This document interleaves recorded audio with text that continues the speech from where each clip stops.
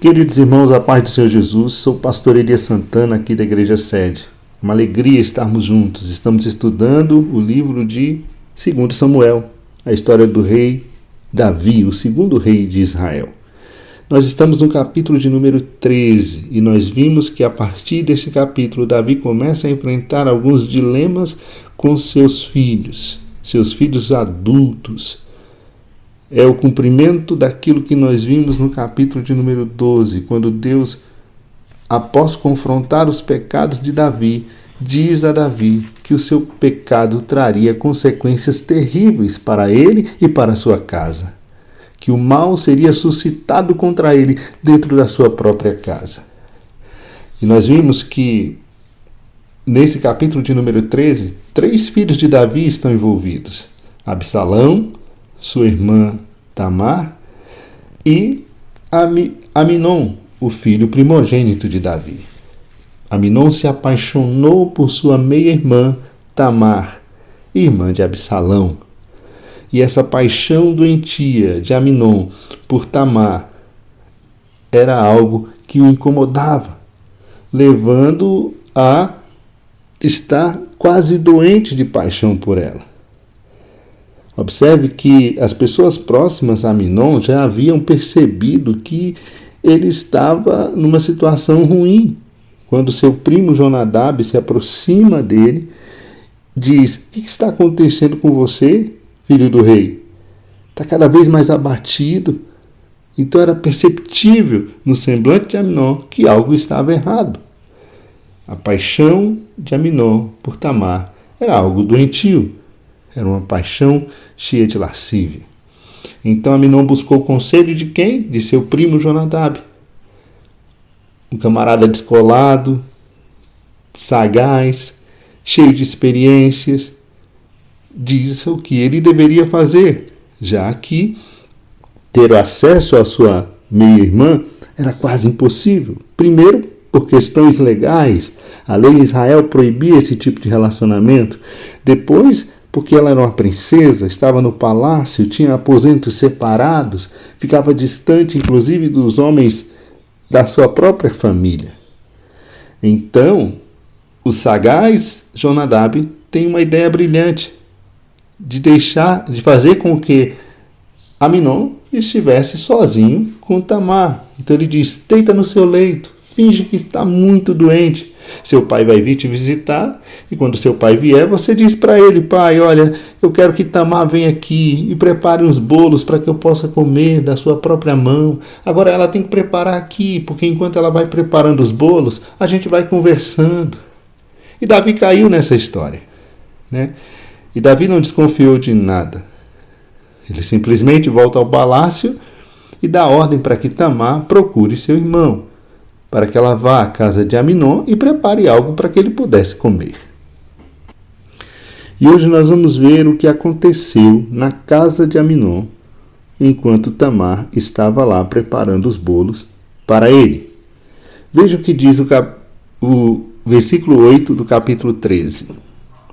Tamar foi à casa de seu irmão Aminon, e ele estava deitado. Ela pegou a assadeira, a farinha, fez os bolos e os assou na presença dele.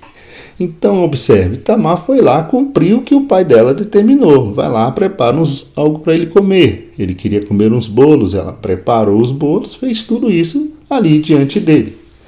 Quando ela pegou a forma, versículo 9 diz: pegou a forma, tirou os bolos diante dele, entretanto, ele se recusou a comer. Quando o bolo já estava pronto, ela tira essa forma e vai servir o seu irmão Aminon. Só que Aminon, no momento que ela veio para servi-lo, ele se recusou. Ele disse que queria que todos saíssem do quarto. Olha o versículo 9. Manda embora toda essa gente para longe de mim. E imediatamente todos saíram dos seus aposentos. Observe que eles não estavam sozinhos ali. Os empregados do palácio deviam estar ali ajudando a princesa a fazer esses bolos. Afinal, era a princesa.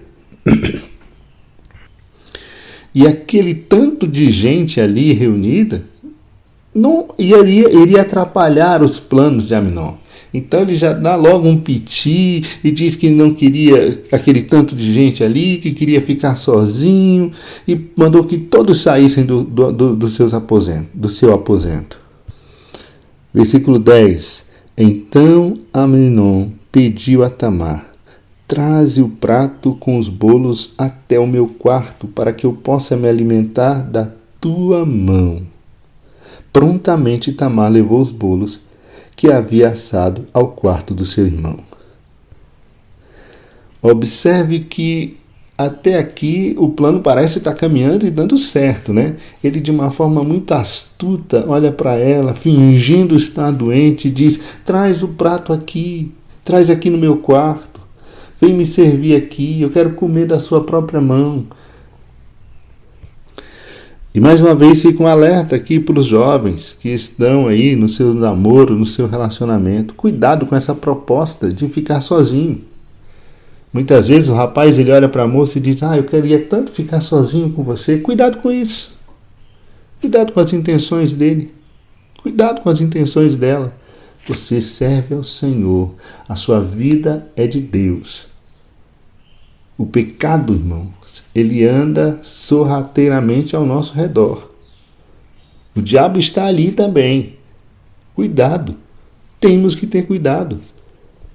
A Bíblia diz que nós devemos fugir da aparência do mal. Quanto ao diabo, a Bíblia nos adverte a resistir. Ela diz: resista ao diabo e ele fugirá de vós. Mas quanto às paixões da nossa carne, as concupiscências carnais, os desejos desenfreados da nossa carne, a Bíblia diz: fuja, fuja. Então não tente resistir aos desejos da carne. Fuja deles. José, quando estava no Egito, na casa de Potifar, diante da linda mulher de Potifar, fazendo propostas indecentes para ele, querendo ficar sozinha com ele, o que fez José? Correu, fugiu. José não tentou negociar, José não tentou conversar, José simplesmente foge daquela situação. E a advertência para mim e para você hoje, em relação às concupiscências da nossa carne, aos desejos da nossa carne, a prostituição, é fugir. Fuja, não brinque com isso, não dê espaço para isso. Fuja dessas coisas, para que você mantenha a sua vida de pureza diante do Senhor. Então, observe que Tamar, de forma muito inocente e inexperiente, ela aceitou a proposta de seu irmão e vai aos aposentos dele e vai servi-lo ali no seu quarto, na sua cama. O versículo 11 diz: todavia, quando ela se aproximou para começar a servir-lhe o alimento na boca, ele a agarrou e rogou-lhe: deita-te comigo, minha irmã.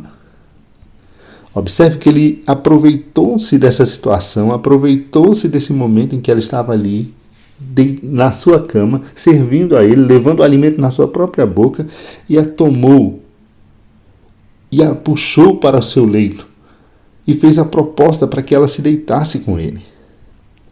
A reação de Tamar era a reação que se esperava de uma princesa.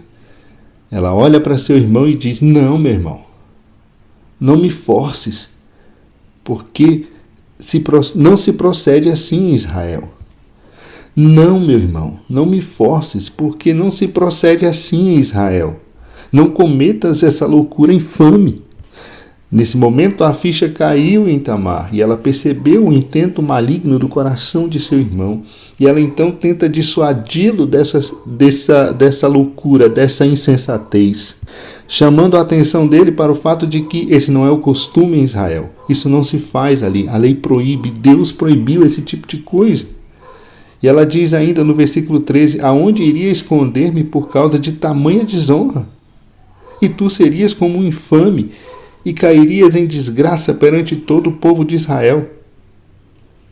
Então ela tenta convencê-lo de que ele está indo por um caminho totalmente errado, por um caminho de insensatez, que o que ele está fazendo é muito mal e queria trazer consequências terríveis para a vida dele. E ainda diz mais: no entanto, fala ao rei e ele haverá de permitir que eu me case contigo. Ela olha para ele e diz: procura meu pai, conversa com ele. Ele vai permitir que eu me case com você, apesar de que a lei em Israel proibia que esse tipo de casamento incestuoso entre irmãos. Mas o que Tamar quer aqui, no meio dessa confusão toda, imagina a aflição dessa mulher. Imagina o desespero dela. Tudo que ela queria era ganhar tempo e dissuadi-lo desse propósito maligno. Mas o versículo 14 diz assim: mas Aminon não quis lhe dar ouvidos. Dominou-a e com violência forçou-a a ter relações sexuais com ele. Aminon já estava dominado pela sua lascívia, já estava dominado pelo seu desejo maligno. Nada podia fazê-lo voltar atrás. E agora ele estupra a sua própria irmã. Entende por que a Bíblia diz que nós devemos fugir da prostituição, que nós devemos fugir das concupiscências carnais? Porque nós não conseguimos lutar contra ela. Nós não conseguimos lutar contra a nossa própria natureza caída, pecaminosa. Se dermos espaço para o pecado, ele vai nos dominar, ele vai dominar o nosso coração. Se lembra da recomendação de Deus para Caim? Deus olhou para Caim e viu que o pecado já estava no coração de Caim. E ele diz: Caim, compete a ti dominá-lo. E se assim não fizeres, sabe que o pecado espreita a tua porta e deseja destruir-te. Cabe a ti vencê-lo. Essa foi a recomendação de Deus a Caim e é para mim e para você. O pecado ele nos espreita, irmãos, e a intenção dele é nos destruir. Foi o que aconteceu com Aminon. Enquanto o pecado espreitava, o rodeava, o cercava, ele não tomou nenhuma providência. Agora, tarde demais, o pecado fora consumado. E como nada é tão ruim que não possa piorar, irmãos, veja o que diz o versículo 15 do capítulo 13 de 2 Samuel. Logo em seguida, entretanto, Aminon sentiu uma forte rejeição por ela, muito mais intensa do que a paixão que alimentara em seu interior há tempos.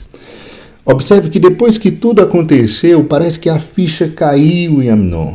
Então ele percebeu o tamanho da loucura que ele acabara de fazer. E seu coração fora tomado por um ódio terrível contra Tamar. É aquela velha mentalidade de que a culpa sempre é da vítima. Então ele percebe o que aconteceu, a besteira que acabara de fazer, e foram tomados por esse sentimento ruim. E aqui o texto bíblico diz que a rejeição dele por ela ainda foi maior do que o sentimento que ele tinha antes por ela, a atração que ele sentia por ela antes. Então ele olha para ela e diz: levanta-te, vai-te embora depressa. Ele expulsa ela da sua própria casa. Ela, por sua vez, então, fala a ele, como está no versículo 16, não, meu irmão, expulsar-me será ainda pior do que o mal que já me fizeste. Que poderia ser pior, então, do que ser estuprada pelo próprio irmão? Era ser estuprada e depois ser jogada como se fosse um brinquedo velho, uma roupa velha. Em Deuteronômio, capítulo 22, versículo 28, diz assim: se um homem se encontrar com uma moça virgem, sem compromisso de casamento, e a violentar, e eles forem descobertos, ele pagará ao pai da moça 50 peças de prata, e terá de casar-se com a moça, uma vez que abusou dela. Esse homem não poderá repudiá-la durante toda a sua vida. Talvez fosse exatamente a essa referência que Tamar estava se apegando nesse momento, quando ela diz: olha, agora você me expulsar ainda é pior do que o que você fez. Porque de acordo com a lei, quando isso acontecesse, o camarada ele ia indenizar o pai da moça, ele ia pagar o dano moral ao pai da moça, pagar ali algo que fosse compatível com um dote, e ele teria que casar-se com a moça. E ele não podia repudiá-la nunca mais. Ele teria que ficar casado com ela para o resto da sua vida. Se bem que no caso de Tamar e Amnon, eles não poderiam se casar porque eram irmãos. Porém, mesmo diante do apelo de Tamar, Amnon novamente pediu para que ela saísse de lá. Versículo 17 diz assim: gritou pelo criado e ordenou-lhe: livra-me desta mulher, põe-na fora daqui imediatamente e tranque a porta. Prontamente o servo a pôs para fora e fechou a porta. Warren Wiersbe, em seu comentário bíblico expositivo, ao comentar esse texto bíblico, essa passagem, na página 335 ele diz assim: os pecados sexuais produzem esse tipo de dano emocional. Ao tratar outras pessoas como objetos a serem usados, termina-se por deixá-las de lado, como brinquedos quebrados ou roupas velhas. No versículo 17, a palavra mulher não aparece no texto em hebraico, de modo que Amnon estava dizendo: jogue fora esta coisa. Isso explica porque Tamar acusou Amnon de ser ainda mais cruel ao expulsá-la do que ao violentá-la. O versículo 19, irmãos, diz assim: assim que Tamar saiu da casa de Amnon, apanhou cinzas com o pó da terra e jogou sobre a sua cabeça. Rasgou a sua túnica que estava vestindo e se pôs a caminho, com as mãos sobre a cabeça, chorando em desespero e em alta voz. Tamar, então, irmãos, deixa a casa de Amnon completamente arrasada. Ela rasga as suas vestes. É interessante porque no versículo 18 diz assim: ela trajava uma túnica especial, longa e colorida. Era um tipo tradicional de roupa que as filhas virgens dos reis costumavam usar desde a puberdade. Ela estava vestida como uma princesa. Todos podiam identificá-la na rua com aquelas vestes. E agora ela está na rua, com cinza sobre a cabeça, com terra sobre a cabeça, como sinal de indignação, como sinal de tristeza, de que algo grave lhe acontecera. Ela rasgou as suas vestes. Ela se põe a caminho com as mãos sobre a cabeça, que era também um sinal de desespero, sinal de que estava absolutamente triste com o que acabara de acontecer. O que poderia estar se passando agora na cabeça de Tamar? Uma vez que havia perdido a virgindade, não havia mais a possibilidade de um casamento para ela. E ela não poderia mais agora viver nos aposentos junto com as outras virgens no palácio. Para onde ela iria? Quem lhe daria abrigo? Quem ia querê-la? Como seria capaz de provar que Amnon era o agressor e que ela não teve culpa nenhuma nisso? Tamar então se dirige para a casa do seu irmão Absalão, em busca de refúgio e de proteção.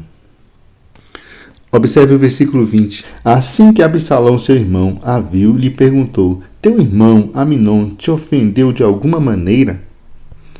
Observe que Absalão ele sabia exatamente de onde ela estava vindo, onde ela estava. Parece que todos sabiam que ela tinha ido à casa de Amnon preparar algo para ele, que ele estava doente.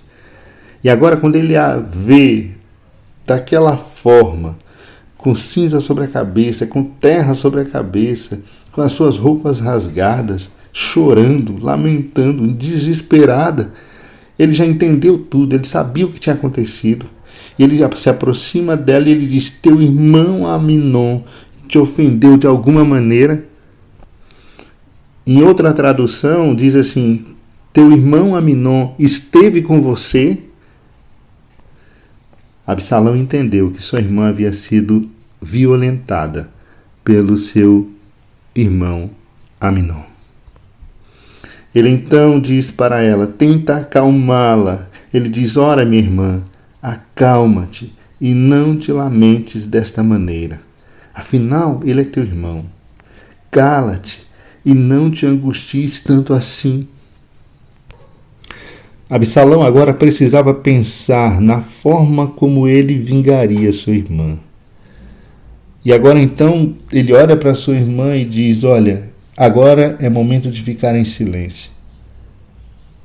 Agora é mais fácil permanecer em silêncio. Vai chegar o momento certo, vai chegar o momento oportuno em que eu poderei fazer alguma coisa. Afinal de contas, estamos falando do seu irmão, do filho do rei. Se fosse um outro qualquer, uma outra pessoa, eu me vingaria agora. Mas estamos falando de um herdeiro do trono. É muito provável que Absalão já estivesse tramando algo em seu coração. Afinal de contas, esse plano teria que ser algo bem elaborado. Ele mataria 3 coelhos numa cajadada só. Ele se vingaria de Tamar, ele se livraria de Aminon e se colocaria mais próximo da linha de sucessão. Então esse não era o momento de agir, esse era o momento de pensar, de esperar a oportunidade certa. Então Tamar, arrasada, ela ficou na casa de seu irmão Absalão. Ficou ali sozinha. O rei Davi, ao tomar conhecimento dessa história, ficou profundamente indignado. Todavia, não quis castigar seu filho Aminon, porquanto o amava muito por ser o seu primogênito. Apesar de enfurecido com a situação, apesar de indignado com a situação, Davi nada fez contra o seu filho. Davi se postou como um pai omisso, perdendo a oportunidade de disciplinar Aminon por causa do que ele acabara de fazer. Aminon era o filho primogênito de Davi. Davi o amava muito, o que dá a entender que Davi tinha seus filhos preferidos, seus filhos prediletos. E Aminon era um desses filhos prediletos.